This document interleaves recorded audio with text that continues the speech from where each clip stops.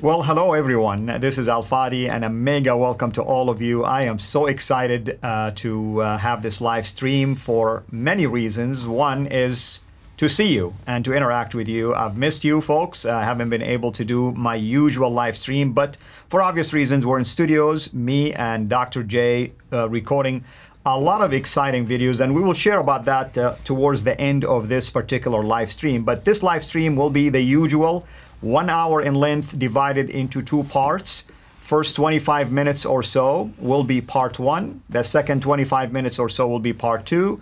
And the reason why I do this, because it is part of our radio called Let Us Reason. With that in mind, I want to welcome you, of course, to our podcast, Let Us Reason. And now the clock will start ticking. And we have about 24 to 25 minutes, give or take, for this particular part. And with us here in studio, our dear brother, Dr. J. Smith, who is sitting next to me, but also joining us remotely or virtually, a dear also brother and a friend, Mel, who always comes here to share some amazing discoveries based on his research. Today's topic is no different. We are going to continue with these revelations that are concerning the history of Islam, the origin of Islam, some of its rituals, even its possible original location for some of its main sites. Today we're going to talk about something called the Masjid Al Haram, which represents the Islamic holy site. Today, when you say that word, Al Masjid Al Haram, Muslims think of Mecca and think of the Kaaba and think of that big holy mosque area in there. And there are a number of rituals that will be conducted in there, whether you're doing the minor pilgrimage or the major pilgrimage. There is the Black Stone. There is also other places in there that you perform prayers at. There are two rocks that you do a ritual running between them, known as Safa and Marwa. There is also the well of Zamzam. But believe it or not, our brother Mel today will make his case that actually the original site for a Masjid al-Haram was in Jerusalem, and along that notion, we are going to explore the possibility of Safa and Marwa being there in Jerusalem initially, and even the Zamzam well. With that in mind, I want to welcome Dr. J, of course, for being here with us, and want to welcome Brother Mel. Mel, thank you so much. You always come up with these amazing discoveries for us, anywhere from the origin of Muhammad now to the origin of some of these rituals, and even the original site for this sacred mosque. Hi, Al Fadi. It's great to be back. I keep working away, trying to uncover the truth of the origins of Islam. And today I'm offering a new hypothesis, and it's a kind of a standalone hypothesis. I would, first of all, like to draw our attention to the following gospel, which is a kind of a good way of understanding our work. It's a familiar story of Jesus healing the blind man. And when he healed him, the man looked up and said, "I can see people, but they look like trees walking." And then Jesus laid his hands on his eyes again, and he looked intently, and his sight was restored, and he saw everything clearly. And I think that's a great metaphor for our work. At first, we see things in low resolution, and then we gradually see things more clear as we find additional pieces of information. Wonderful. And I would also kind of ask Muslims to be willing to open their eyes and see the facts as well, and consider new possibilities as well. Yes, that's a great analogy. Thank you so much for bringing that up. Jay, I want to ask you this question. Did you know anything? I know you've done a lot of research, and we've been talking about a lot of new discoveries. Did you know anything about the possibility of the Hajj being even in Jerusalem, not necessarily in Petra, for instance? No, and this is why I'm just sitting at the edge of my seat, because what I love about Mel, he really delves into these new areas, and he puts them up as white papers. We take them, we look at them, and we try to assess them. We try to see if the evidence fits. In this case, this is all brand new. We've just done a whole series of talks on Mecca itself. We've just done a whole series of talks on the Hajj and the 5 places of the Hajj. Now, Mel's going to introduce yet another category, another possibility that predates Mecca, that predates Petra, that is even before that. And that's why I love this kind of work, because we're pushing the boundaries. And it's people like Mel and his team. He has quite a few in his team around the world that are working with him, that are unpacking it. Mel is the one that puts his face on the camera and actually puts it out there, but he's also doing the research on his own. So here we go. Let's go and see, what does he have concerning this Masjid Al Haram? And he's going to talk about Safa and Marwa and even the Zamzam well. Well, those are three of the categories that we've been looking at. They're in Mecca. He's going to say no, they actually predate not only Petra, possibly even back earlier than that to Jerusalem. Amen. So again, I want to welcome everyone who's watching this live stream. This is part of also our radio podcast, Let Us Reason. So I welcome also our listeners. This is 2 parts. So you'll listen to the pod stream right now, and next week we'll have part 2. If you're watching it live right now with us in studio, we have 2 parts. So please be patient with us as we stop the first part and continue with our thoughts. Mel, I'll turn it over to you then. You have some slides you want to walk us through. Yeah.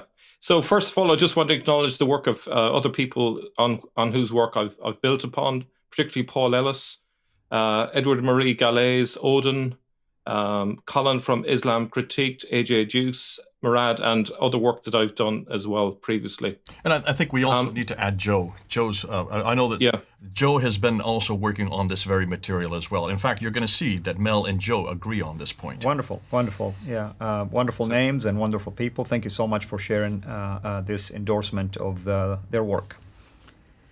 Okay, so the standard Islamic narrative says the following, that the Masjid Al Haram, the Hajj, Safa and Mecca are in the Hijaz, and we're only ever in the Hijaz. That's what we've been told all along, okay? According to AJ Juice, his paper Surah 2 Many Qiblas, he says the Quran neither commands a change from Jerusalem nor to Mecca, but instead to Al Haram in present-day Israel. And that's an important point. The idea that it commands a change from Jerusalem does not exist in the Quranic text itself. And the question is, where did we get that idea from? The Sin proposes it, I would suggest, to cover for what was obvious to many in the 8th century. There used to be a Hajj to Jerusalem, promoted by Caliph Abdul al-Malik, and today I will be giving you some of the evidence for that case. And as you can see here, this is Surah 2. I'm not going to read it through, but as you can see, there's no reference to Jerusalem there. Where did they get the idea that there was a Qibla towards Jerusalem to begin with? So there's obviously something behind all of that, where it comes from. So the following is from Paul Ellis' work, and he basically asked the question, what does the Quran say about the Al-Masjid Al Haram, the forbidden place of prostration? So it's referred to as the house. It's also referred to my house, and it's interesting that it says my, as we shall see, it was Umar who originally built the masjid on the Temple Mount. And we have this from Murad, which is a correspondence between Emperor Leo III and Umar II, not to be confused with Umar I. He says, it was Umar, Abu Turab, and Salman, the Persian, who composed that your Purkan, which is the Quran, even though the rumor has got around among you that God sent it down from the heavens. So he kind of suggests that Umar was one of the key individuals behind what became the Quran. In the early days, it was referred to as the Purkan, which I think refers to salvation. Now, another idea about the masjid is the station of Abraham. So that would suggest this is a place where Abraham has been. The ancient house, the sacred house, the Kaaba, the cube, the first house created for mankind at Mecca.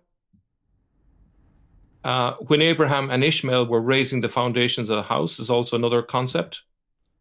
Abraham says, Lord, I've settled some of my progeny in a valley without progeny in thy sacred house, or by thy sacred house. Obviously, that suggests that Israel, really, because that's where he settled his people. It's a pilgrimage destination. And in the Quran it says, do not shave your heads until the offering reaches the place of sacrifice. The new moon is a marker for the Hajj, and we know that it was the Babylonians who for 800 years did astronomical observations of the new moon. So that would suggest a connection there with the north again. Interestingly, he says there's no harm in the rituals of Safa and Marwa. Another one, and remember, when we assigned for Abraham the place of the house, ascribe unto me no partners, and purify my house for those who circumambulate it, and those who stand, and those who bow and prostrate. Okay, so we see quite a few things with that. Now, there's problems with Mecca fulfilling these ideas. So you're using the Quran now to show the description of the Masjid Al Haram from the Quran. That's right. Yeah. So Muslims assume that the Quran is referring to Mecca, but there are problems, and both of you have raised a lot of these problems before, and this will be no surprise to you. There's no sign of Mecca's existence before the year 700. That's a major problem. So how can it be the ancient house if it wasn't around until the 8th century? That's a big problem. Why would Hagar and Ishmael go 600 miles from Canaan to an arid desert 600 miles south, i.e. Mecca in the Hijaz? The Bible clearly says that Abraham sent Hagar out just south of Beersheba, which is the southern part of Israel. So how can that possibly make sense?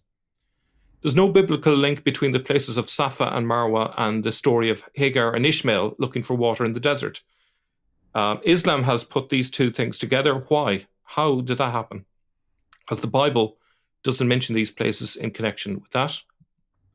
Safa and Marwa in Mecca are not hills. They're actually little boulders. They're just rocks jutting out from the ground. That's all they were. Bakka and Makkah are completely different words. People often overlook that. And if we then look at the reasons why I believe that the Masjid Al Haram is the masjid on the Temple Mount, here's reason number one in terms of the link with Abraham. So if we look at Genesis 22, Genesis refers to Abraham building an altar on Mount Moriah to sacrifice Isaac upon. Then God said, take your son, your only son, whom you love, Isaac, and go to the land of Moriah. Sacrifice him there as a burnt offering on a mountain I will show you. Let me just try that again. When they reached the place God had told them about, Abraham built an altar there and arranged the wood on it. Mm-hmm. He bound his son Isaac and laid him on the altar on top of the wood. Now, just a little aside, but the letter B and the word al-Bayt are linked. Originally, there was a hieroglyphic of a house, and then it became this ancient Semitic form, and then eventually became the Arabic letter Ba. And what's interesting is that it looks very much in terms of its shape like an altar that's found in Egypt. So perhaps there is an ancient link between the idea of a house and an altar. So this is a little aside, just a suggestion. Now, another idea. It is where Solomon built the first temple. Then Solomon began to build the temple of the Lord in Jerusalem on Moriah, where the Lord had appeared to his father David. It was on the threshing floor of Araunah, the Jebusite, probably saying that wrong, the place provided by David. And we can see the shape of it there on the right-hand side. Now, if we look a little bit closer, and we're on to reason 2, the Kaaba is a cube. If you think about the Ark of the Covenant, it was kept in the Holy of Holies, which was a cubic room. God's presence, the Shekinah, was believed to be there. Now, you can see they used to have a tent, which was rectangular in shape, but one end of it was a cube. Mm-hmm. And you know, when Jesus died, the curtains in the temple tore in two. That symbolized the idea that the gap between God and humanity was taken away. But I don't know if many people realize that the Holy of Holies was in a cube form. So that's significant. When Solomon built the first temple, it says in Chronicles, the portico at the front of the temple was 20 cubits long across the width of the building and 20 cubits high. Now, obviously, that isn't quite a cube there because we need another dimension. But if we look at Kings, we see a description which says it's 20 cubits long, 20 wide, and 20 high. Now, in my book, that's a cube. Does any of you want to jump in on that? No, I just wanted to, basically emphasize that everything you're sharing here with us kind of makes sense in terms of shapes, locations, references. So I can see that you are trying to tie these knots together right now. Okay. So reason 3 is to do with the Hajj itself, the pilgrimage. So according to Deuteronomy 16, 3 times a year, all your men must appear before the Lord your God at the place he will choose, at the festival of unleavened bread, the festival of weeks, and the festival of tabernacles. No one should appear before the Lord empty-handed. Each of you must bring a gift in proportion to the way the Lord your God has blessed you. Notice the names of these festivals. Hag HaKazir, Hag HaShavuot, Hag HaSukkot. And also, notice in Exodus, it involved sacrifice of goat, which is very similar to Eid al-Adha. If we look at the word Hajj, it is a clear Arabic borrowing from the Hebrew Hag. The G in Hebrew turned into a J in Arabic. And according to Odin Lafontaine, there's no logical connection to the Arabic etymology, which is HJJ, to argue. A person who makes the pilgrimage is called a Hagag, which, of course, if you turn that into Arabic, would be Hajjaj, which I'm sure you're familiar with someone called Al-Hajjaj. That's right. So that's interesting. Ibn Yusuf al-Thaqafi, yeah. It suggests a link there. And it's interesting that all 3 of these hags or hajjas, which were made by Jews, were to the Temple Mount. So that would suggest that originally this hajj was to the Temple Mount. So that's, I think, a strong argument. Now, in addition to that, if we focus on the Feast of Weeks, and this blew me away when I first read this, the Mishnah Sukkah 4:5 says that they are to circle the temple 7 times on the 7th day, which is exactly what is done around the Kaaba. Oh, yeah, absolutely. So that's more than just a coincidence. And then reason 4, the house of God. The Bible refers to the temple frequently as the house of God. That would be no surprise to you. Here are some examples. One particular famous one, as you'll know, is Jesus saying, "My house will be a house of prayer, but you have made it a den of robbers." Reason 5 is to do with Baka. Baka is referred to in Psalm 84. And if you look at the passage there, you will see courts, your altar, pilgrimage. These are all connected to the temple. And so Baka, the Valley of Baka, is symbolic of the pilgrimage to Jerusalem. And here I want to make reference to what me and Jay raised a couple of times in the past, that Mecca is mentioned twice in the Quran, allegedly. But one time, really, it's spelled correctly with a meme, Mecca, whereas the second time it's called Becca. And I grew up in there. We never called it Becca. We understood that that's a reference to Mecca, but why would it be called Becca? Long and behold, now we're looking north, and there is the Becca Valley, or the Valley of Becca. Is it a coincidence? I mean, is everything pointing north now? I mean, is it a coincidence? That's the... and for those of you who want to know where Becca Valley is, just look on a map. It's in what is today Lebanon. So that is, none of that. We have 3 references to Becca. It's not just that valley. We have other ones that also place another Becca down in the Sinai. But getting back to what you were saying, this is exciting stuff, Mel. Go ahead. I'm entranced.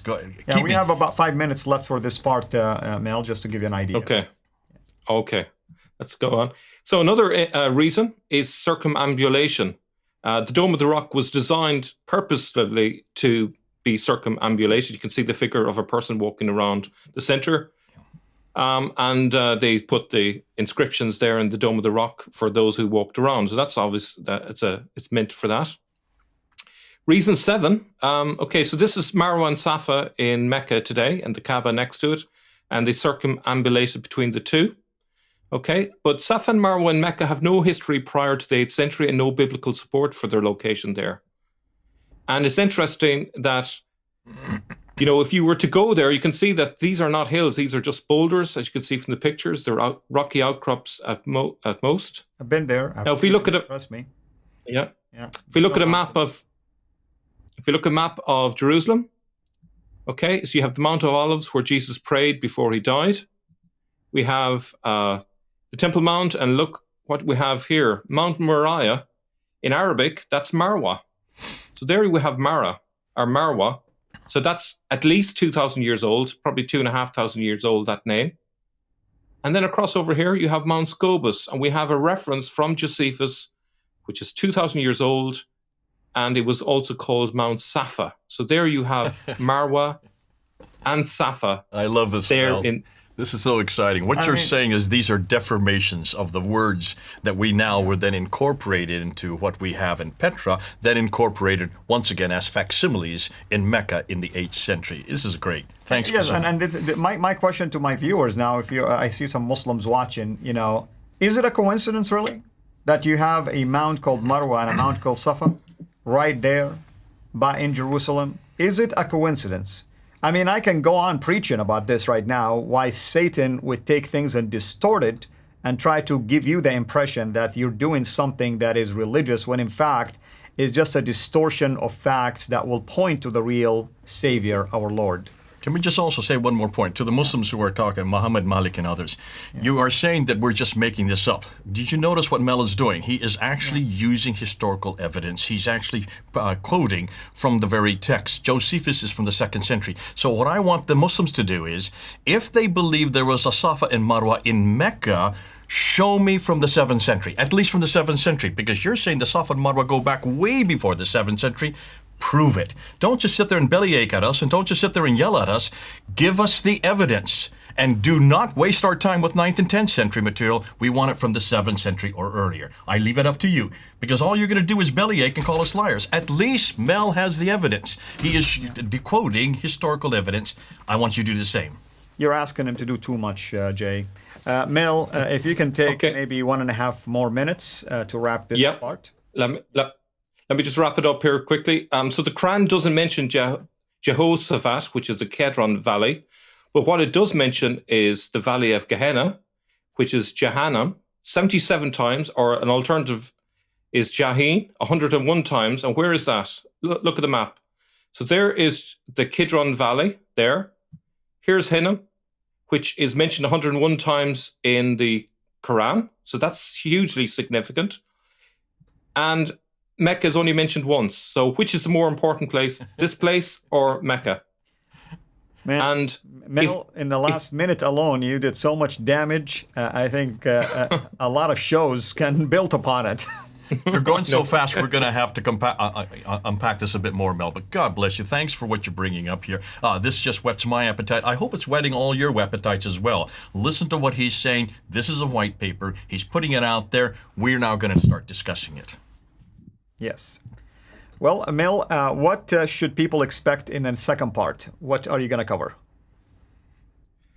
Well, we're going to develop this a little bit further. We're going to look at the story of how the masjid was built on the Temple Mount, and it all points to it being the original location of the Hajj. So we're going to see lots of evidence connecting Abdul Malik with the Hajj in Jerusalem. So that's coming up next. Yep. God bless you, brother. And to those who are watching us right now, we are wrapping up part 2 of our live stream and also our podcast, Let Us Reason. If you're listening to it, next week going to be even more exciting.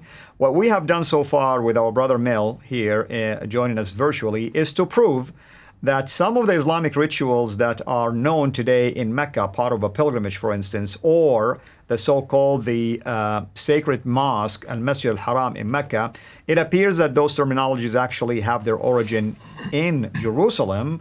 And it's no coincidence then that we have a mount called Mount Jabal Marwa and then Jabal Safa, where we have Safa and Marwa in Mecca. No surprise. What a coincidence that you have these names right there. And now we're going to talk about also the act of pilgrimage itself, which he alluded to, that the 3 festivals that are mentioned in the Bible, they start with the word Hajj, and from there you have the reference to Hajj, and possibly that's a distortion of where those pilgrims were done initially, and now it's been stolen and applied to another location, something that, of course, Satan is a master deceiver when it comes to doing these manipulations. Why?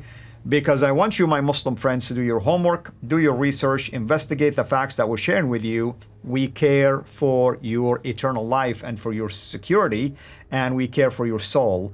You do your homework. You can really pretend that we're lying to you. That's fine. It's not going to change the facts that Islam is not going to offer you anything of substance. Everything so far we've talked about the history of Islam has been debunked to prove to you that there is no such thing as 7th century Islam. There is no 7th century book. There is no 7th century man. There is no 7th century place. And the list can go on and on and on. I want to thank both of you for being here with me. Hang tight. We're going to do part 2 shortly. Thank you, everyone, for watching this. This is the conclusion of part 1. And thank you to our podcast, Let Us Reason listeners. We are finishing this podcast. And next week, we will continue with part 2. All right, everyone, let's start now part 2. We are still in studios doing this live stream with our brother Mel, who is joining us virtually, doing this amazing research about the origin or the possible origin of the so-called sacred mosque Al Masjid Al Haram in Mecca and how that ties into Jerusalem many years earlier. And at the same time, one of a particular ritual called the Safa and Marwa, where you run between 2 mountains, allegedly. Of course, in Mecca, it's not mountains, it's just pieces of rock protruding out of the ground. And the story is that when Hagar left Abraham, she was wandered into the desert, somehow made it all the way down to Mecca, was looking for water, and she was running between these 2 mountains. Every time she would see a mirage, she thinks there is water for her son Ishmael, she would run, and she did that 7 times. And then that's where the ritual originated from. Other stories will say that these 2 mountains represented 2 people who committed act of adultery, I should say, in that sacred place, and God punished them and turned them into pillars of rock. Whatever story you believe, it's all summed up with this one Greek word that I learned when I went to seminary, baloney. That's what it is. All right, my brother, I'll turn it over to you. Continue now with your assessment and the research findings. Okay, so we're going to get quite apocalyptic for a moment. If we look at the map where Mount Moriah is, the edge of it there, if I can point the cursor, the eastern gate is here. This is the place where both Muslims, Christians, and Jews believe that the Messiah... We don't see the map. Can you put the map up? Yeah, I think we're seeing it in the studio right now, I believe. We don't see it on the screen yet. Have we got the slide up? All we can see is you right now. Okay. Just let me know when you can see the map. Anyways, keep talking. The Okay. engineers will get it up when it's ready. Okay.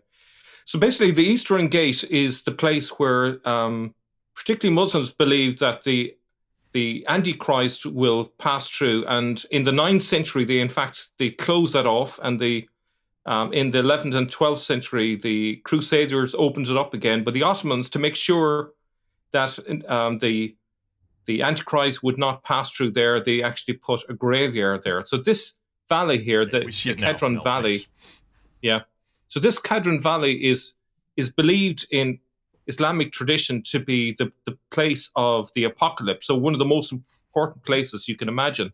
So here is some example of quotations from Islamic tradition, just to give you an idea. So the Rock of Jerusalem is one of the rocks of paradise.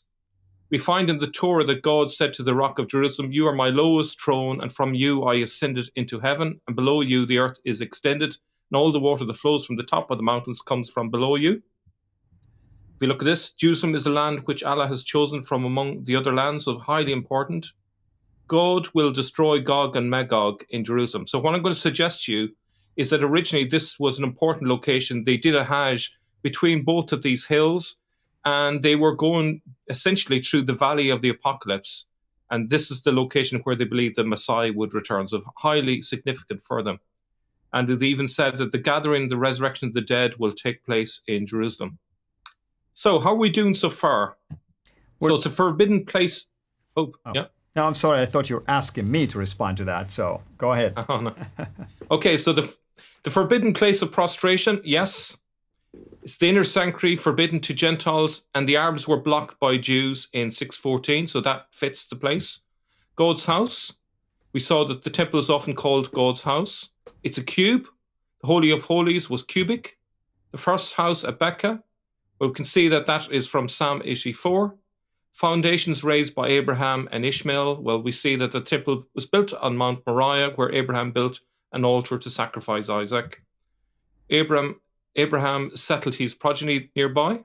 Jerusalem is the capital of the Jewish nation, which obviously is where the progeny of Abraham is from. The Hajj pilgrimage destination. The 3 Hajj or Hajj feasts were celebrated at the temple. Animal sacrifice. Animal sacrifice at Passover, modern Hajj, finishes with Eid al-Adha, exactly like it was done at the temple.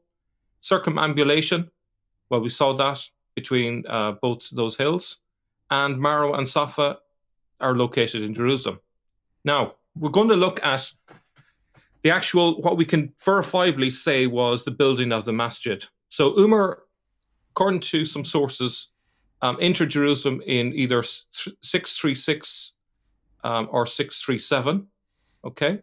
What is this building on the Temple Mount? Prior to the Dome of the Rock being built in the 690s, the Saracens had built another structure, and this is incredibly important. I'll just cut to the main thing here. It says that the godless Saracens entered the holy city of Christ our Lord, Jerusalem, with the permission of God in punishment for our negligence, which is considerable, and immediately proceeded in haste to the place which is called the capital. They took with them men, some by force, others by their own will, in order to clean that place and build that cursed thing, intended for their prayer, which they call a masjid. Okay?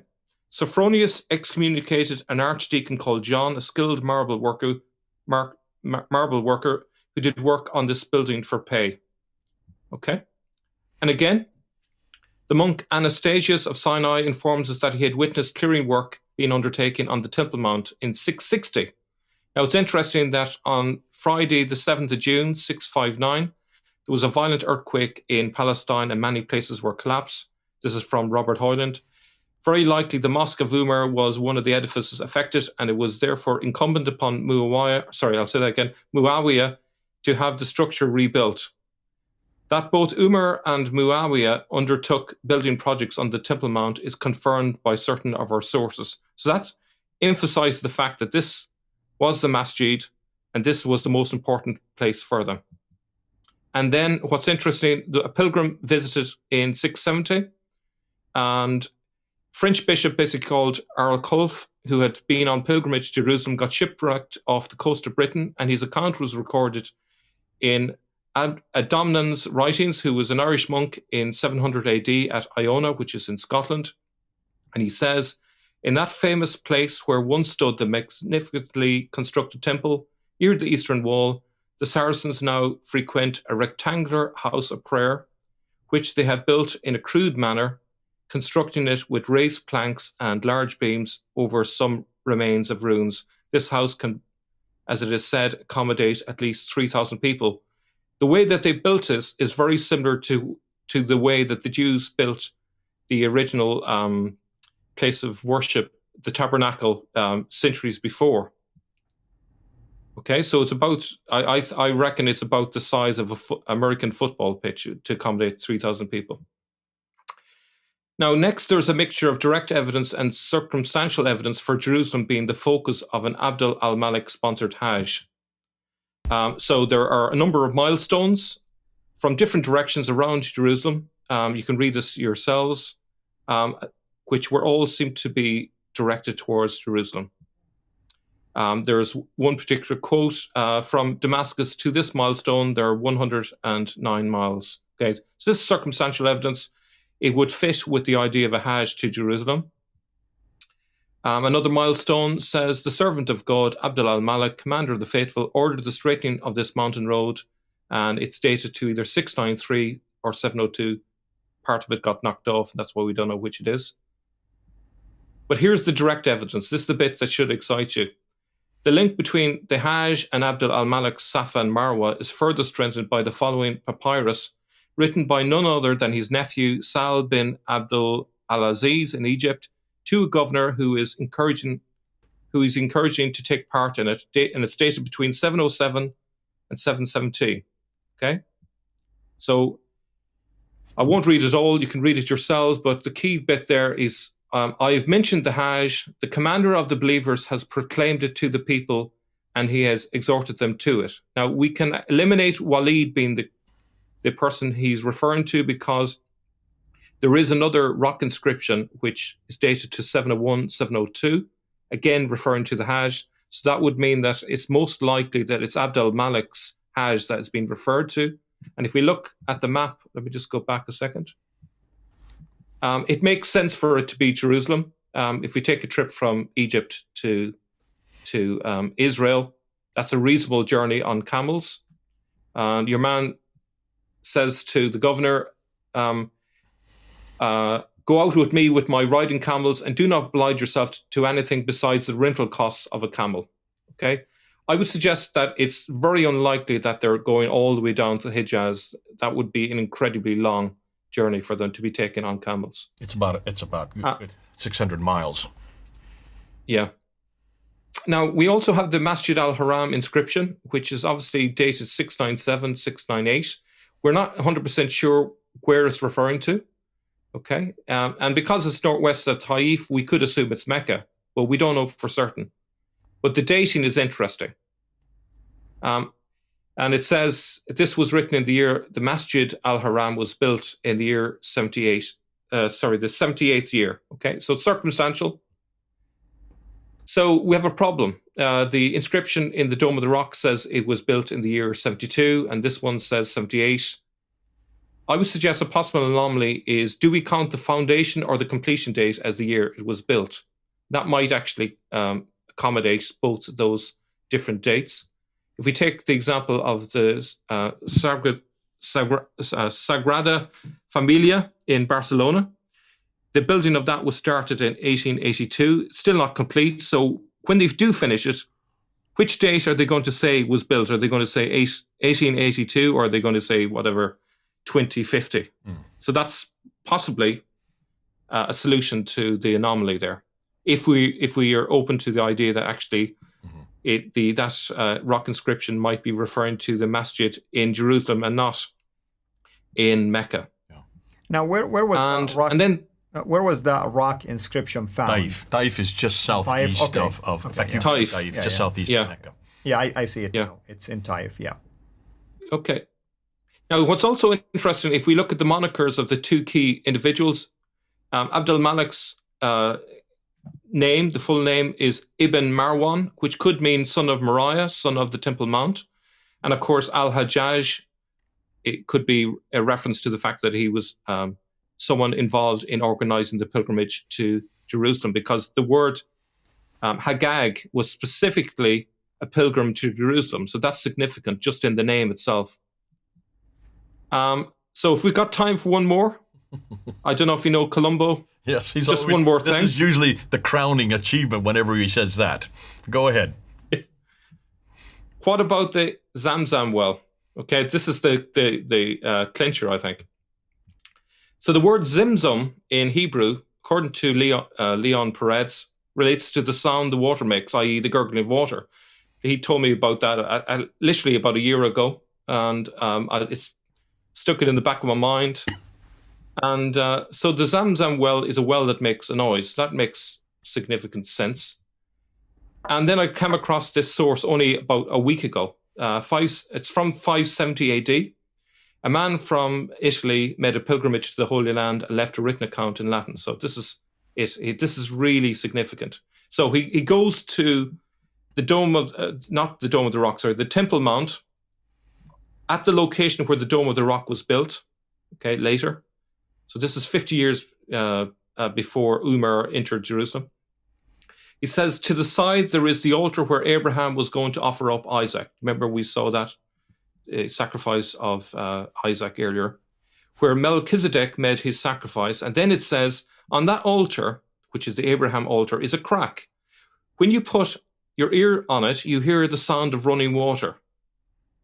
If you toss an apple into it or anything which will float, and you go to the spring of Siloam, you will see it there. Between Siloam and Golgotha, I think there's about a mile. Jerusalem has no water source apart from the Siloam spring. So I found this, this is from Charles Warren. They did a survey on behalf of Queen Victoria, I think she in 1864. I think she sent them there to see if they could find some treasures on the Temple Mount. And we got this information here. And they confirm, I won't go through all of it, you can read it yourselves, but basically they've said that there was a hole which has been cut through the upper surface of the rock. That's where the Abraham altar is. And the hole is supposed to have been made for the purpose of carrying off the blood of the animals sacrificed on the rock when it was the altar of burnt offerings. The Mohammedans venerate this rock as the spot from which, according to their belief, their prophet ascended to heaven. Now, what's interesting is they have found various shafts down below the Temple Mount. There is a shaft called the Warren Shaft, for example. I don't know what to make of the pilgrims' account of listening to the water, but it's possible that that was either just a yarn or actually an objective fact that you actually can hear the water underneath. If that's true, then Zamzam would fit that location. That crack in the rock could be referred to as a Zamzam. You're listening to the water underneath, Zamzam. Now, let me just say one more thing, Mel. You just made a statement that is interesting. It says the Mohammedans venerate this rock as the spot from which, according to their belief, their prophet ascended to heaven. Now, why in the world the God of Islam would take Muhammad all the way from Mecca to Jerusalem to allow him to ascend from there to heaven? What does that say about Jerusalem now in light of what we're saying? It seemed like somebody invented this idea that since now we want Mecca to be prominent, let's say he was, the Isra took place, the journey to Jerusalem, and the ascension took place from Jerusalem. Couldn't Allah just allow him to ascend from Mecca, the earliest city in the whole world, the place where Adam and Eve met and Abraham went, and the list can go on and on and on? Do you see the irony now, folks, in all of that? How somehow you interject things about Islam just to accommodate something related to the origin of the whole story. Yeah, keep going. I just tell you something about myself. When I was a teenager, I worked in a lamb factory, and my job was actually pushing the blood down the hole. And it's actually interesting because they had holes in the Temple Mount for that very purpose, because if you can imagine 1 million people all looking to sacrifice their sheep at Passover, that's a lot of blood that needs to be drained into the underground drains. So these holes are very significant. The sound, Zamzam, the sound that he's saying, Zamzam. So it's the name, it's the word of the sound itself is what you're saying. Right. Yeah. And so if you go down underground, underneath the Temple Mount, you'll actually, there's two passageways. There's a walking passageway, and there's also a drainage point where the water flows, and it goes where? Goes all the way to the well of Siloam, which is obviously very famous. During the Festival of Tabernacles, the Hag HaSukkot, the ceremony of the drawing of the water occurred from the pool of Siloam. During the singing of the designated psalms, the Jews joined in with responses offering their hallelujahs, their hosannas, and the messianic greeting. Blessed is he who comes in the name of the Lord. Does that ring a bell? Blessed is he. Sounds very like the praised one. The praised one, you're right.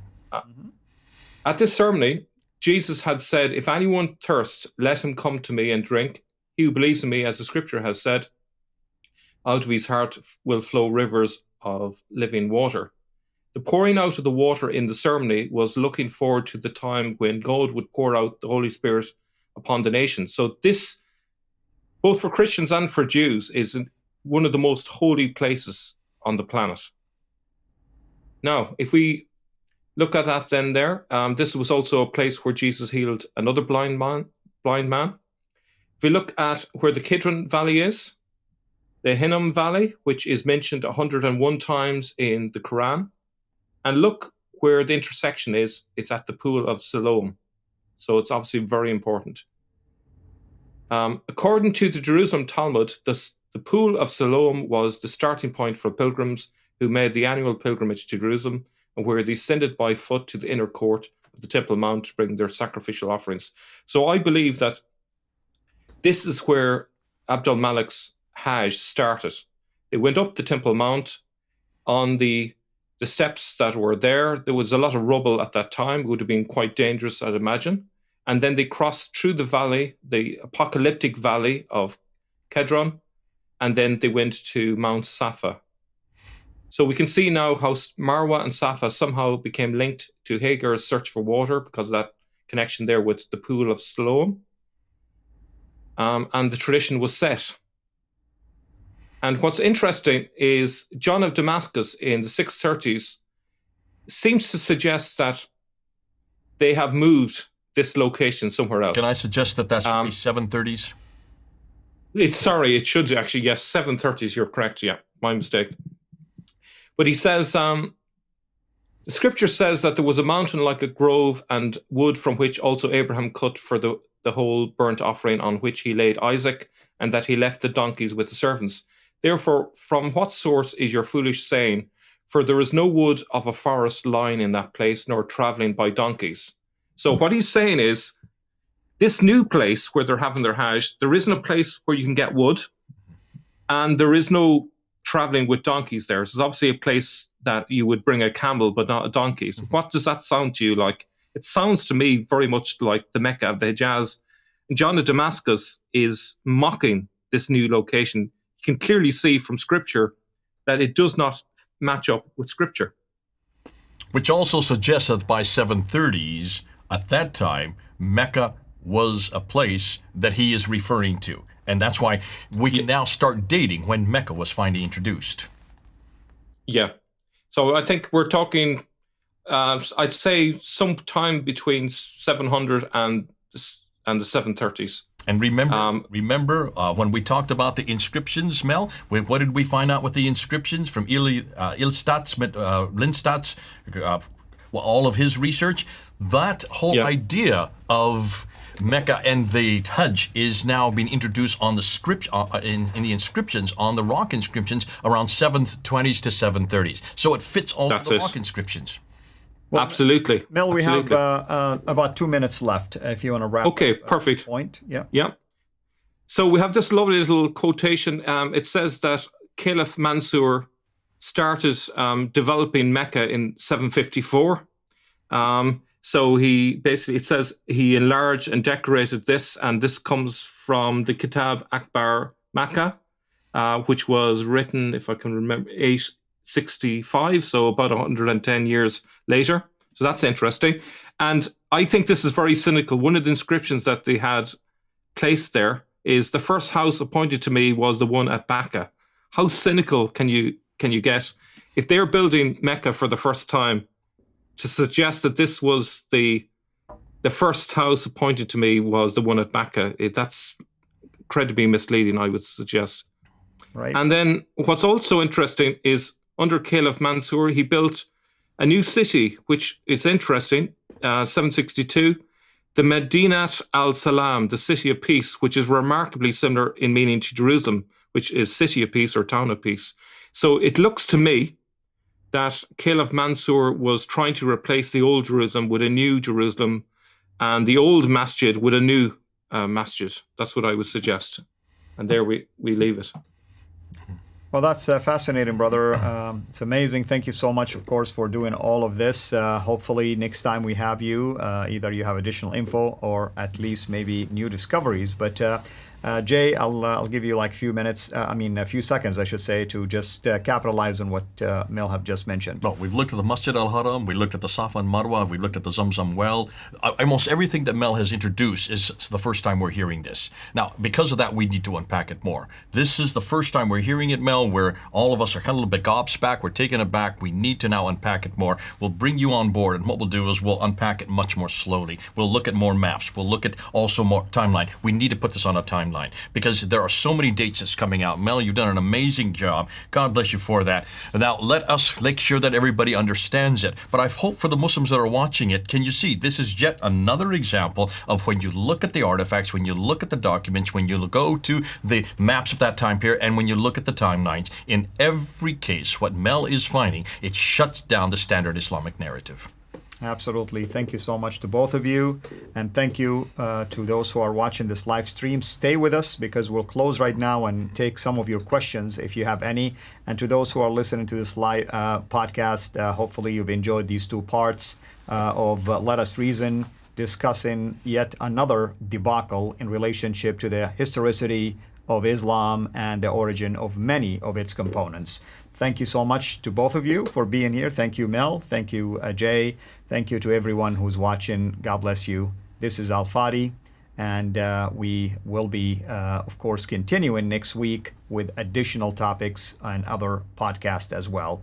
If you are in studio with us watching this live stream live, please stay with us. We will take some of your questions. God bless. All right, folks. So let's see if we have any worthy comments. And Muhammad Malik, you said you are scholars. Thank you. We appreciate that. It is only fair to invite men like Dr. Zakir Naik. Here's what I'm gonna correct you. If we're scholars, we're not gonna lower ourselves to the basically the level of a thief and a liar. So find us somebody who will be willing to debate and willing to engage with us. And somebody who is Arab, by the way, because none of these men that likes to talk to us know Arabic. Arabic is not even their native tongue. So with that in mind, I'll be more than happy, me and Jay, to take on anyone who is willing to come and discuss things like this with us. Can I say one more thing also? They have to be worthy scholars. One of the things, Muhammad Malik, is every time that you guys suggest people to come and talk to us, when they start opening their mouths, they just start quoting 9th and 10th century material. That's the same thing that you can do, Muhammad. You have no idea of what we're talking about. You have no idea of anything that we're referring to because none of you have gone to the 7th century. Have you noticed? We keep on insisting, would you please stop wasting our time with 9th and 10th century? What does Zakir Naik know outside of the traditions? He's never studied this. Why should we talk to him? We want someone who has actually done this kind of research. We want our Muslims like Dr. Zakir Naik to start supporting what they're saying from the century that Muhammad lived and from the area that Muhammad lived. Come on, we're still waiting for it. And we haven't found any of you who are able to do that.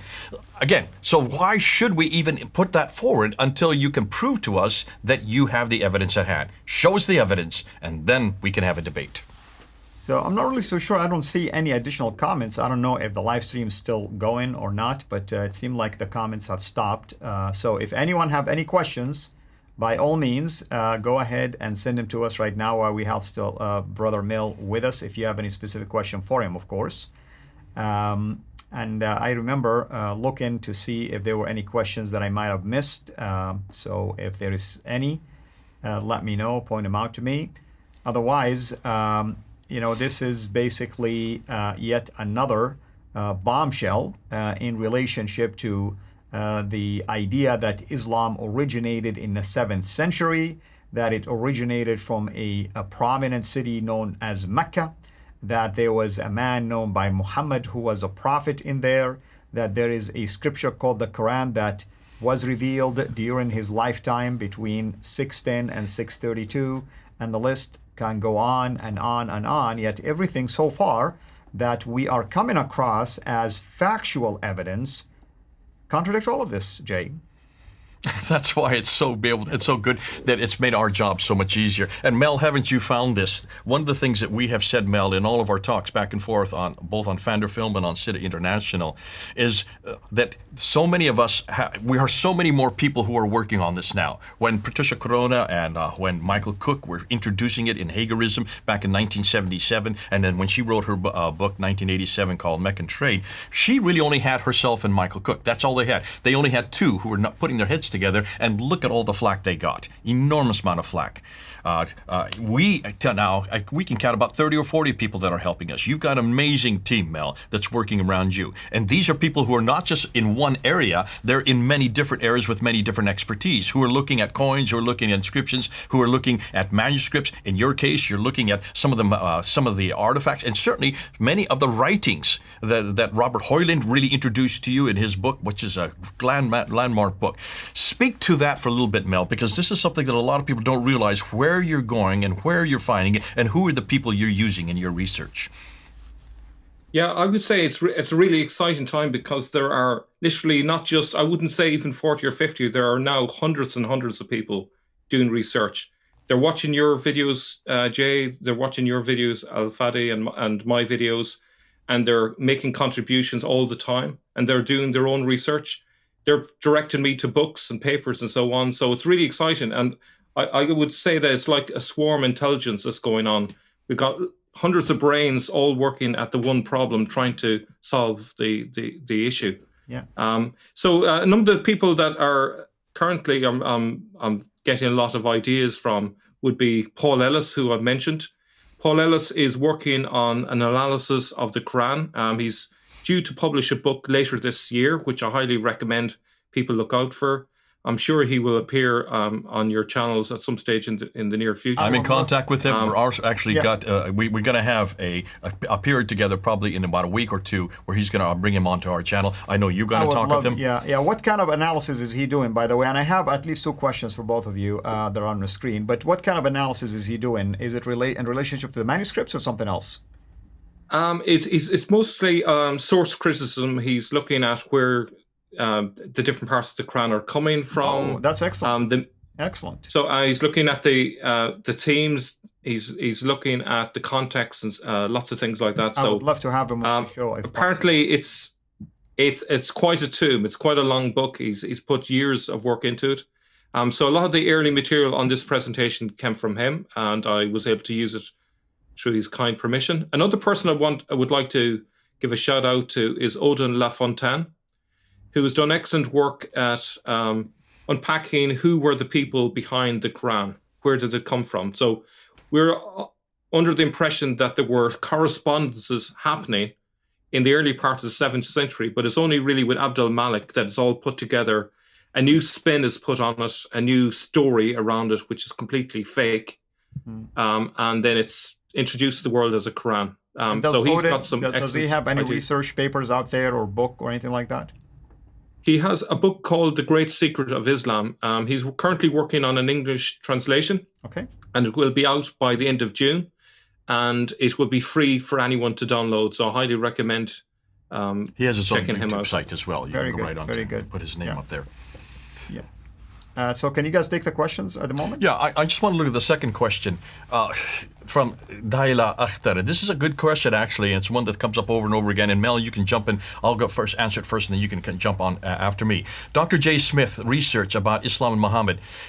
He goes, my question is this. How can you explain the Karbala history of Shahad and Imam Hassan and Hussein? Basically, what he's saying is the Shiite Islam, the Sunni Islam. How you can explain the enormous amount of material that impacts both Sunni and Shia. And this is the way I answer that. It's very simple. Look and see what the Sunni Shia problem is. It's not theological. It has nothing to do with theology. It's not even historical. It has to do with politics. Who carries the mantle of the prophet? Yeah. Once you have the mantle in place, you can see that this is an 8th century problem. And in the 8th century, they're going to say, well, then who is the one that actually takes and carries the authority of the state? The authority of the state is absolutely impinging, and it's probably something that is happening in the Abbasid period. And you have one group that say it must come from the line of the prophet, and another group says no, it must come through ulema, those who are the scholars.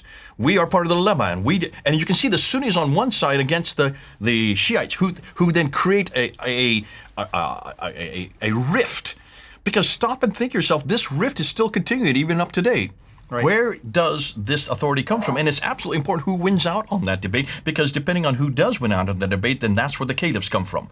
And so you can see that this is not just unique to the Sunni Shiite divide. This happens right down through history in almost every culture. You have this same type of context. Now, what is it you do with that? Well, it's already starting in the 8th century. I would suggest that Ibn Ishaq probably referred to this and introduced it and maybe even gave the names to it. By the time Ibn Hisham then is given a commission to write down the history of this man Muhammad, they have got to solidify that, and that's why he is the one that is given the responsibility after Muhammad dies to then talk about his after Ali. You have to bring in Hussein, then you have to bring in Karbala, and that's where the historical context is then introduced. But that is not till the 9th century that it's introduced to explain this real problem concerning who is going to carry that mantle. Now, who won that battle? Well, it's obviously the Sunnis have won it, because the Sunnis are now 90% of all Muslims. Only 10% are those who still believe it must be from Muhammad's own family. And those are the Shiites who are, look and see where they're all located today. They're all located in the very same place where this whole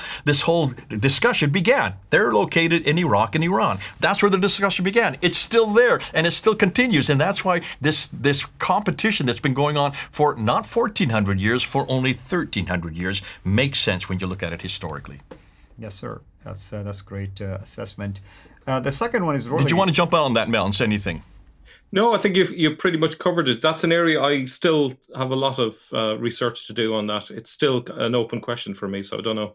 Yeah, I'm going to just allude to the second one. I thought it was a question, as apparently somebody says they have photos relating to the mission that we're doing and they want to send it to us. For me, you can send it through my website, sirainternational.com. What about you, Jay?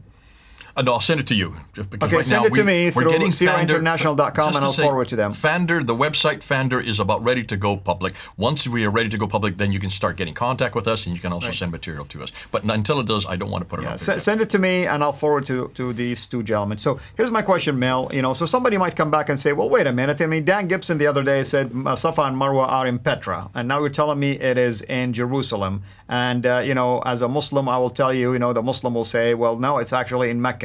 So how do you reconcile just the shift between Jerusalem and Petra, for instance?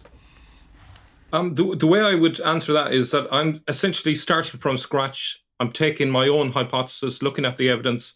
I'm not trying to scaffold it on other pre-existing hypotheses. And what we might find is there's a link between it and Petra. At this stage, I don't know. I don't know how it fits in. Can I answer that? Perhaps Petra may be a stepping stone from Jerusalem to Mecca.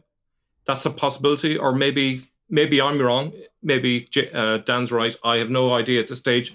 It'll require more research and discussion around the key bits of data. Okay, let me throw this back at you, Mel, and see what you think. All the stuff that you've just been showing us for the last hour, what were the dates of all those maps, all those inscriptions? What dates are they? Of Safa and Marwa and Mount Moriah. Safa and Marwa, they are 2,000 years old and older. So okay. So what comes first? Everything. Everything comes first. Jerusalem comes first. Am I correct? Jerusalem. And what happens absolutely. in 70 AD in Jerusalem? It's destroyed. But that was the destruction. Yeah. So what happened to the Jews and the Christians? They flee. They go into the diaspora. Where do some of them go to? Some of them actually go down to possibly Petra. So what do you do when you go? You recreate that which you've already come from, right? You take it with you, do you not?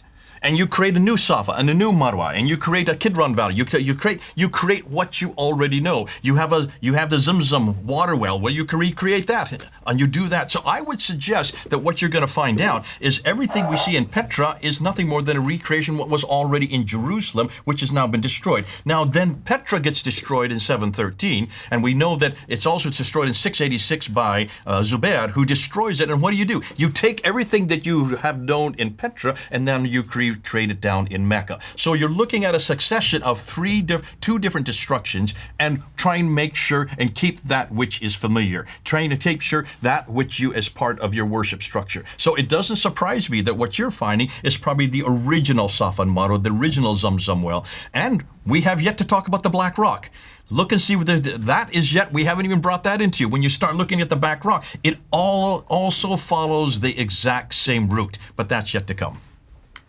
Yep, I think there was probably a competition between both sides there, and probably the Black Rock was the alternative rock to the Rock of Abraham, which is found in Jerusalem, I would suggest. Bingo there. Here we go again. So again, almost everything that we're finding looks like it follows a succession. And that's why for Muslims, for those of us, we need to start putting timelines out. We need to see where this movement goes. And it stands to reason that anytime that which you have worshipped, that which is familiar, especially the Black Rock, because that's where God's presence is. When the Black Rock moves, God's presence moves with him. If you're going to move God's presence with him, you also got to keep all the foundations of the worship context. That means you've got to take all the rituals with him. So the rituals follow the Black Rock. The rituals then go from Jerusalem to Petra, then down to Mecca. They just keep on coming.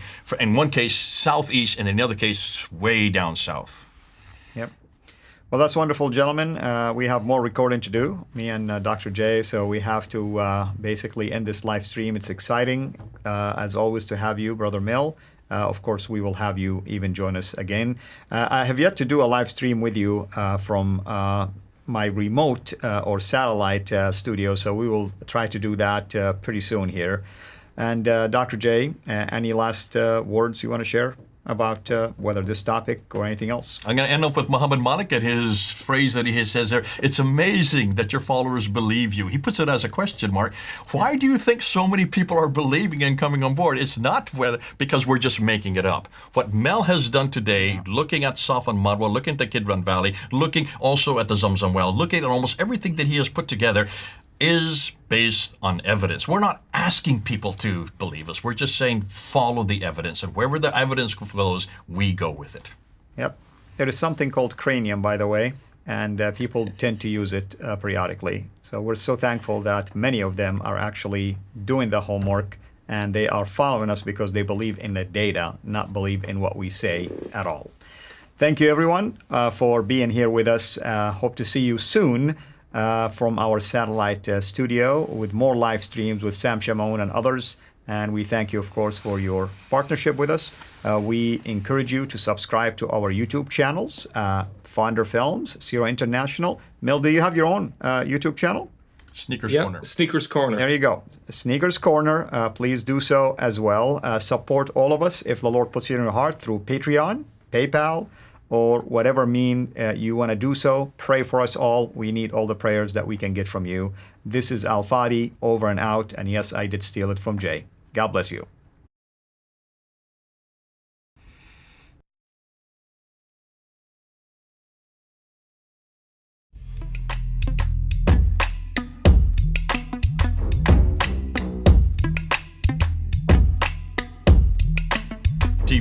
Hey, listen, I just want, before you go, Mel, what's this whole problem with you and Red Jew?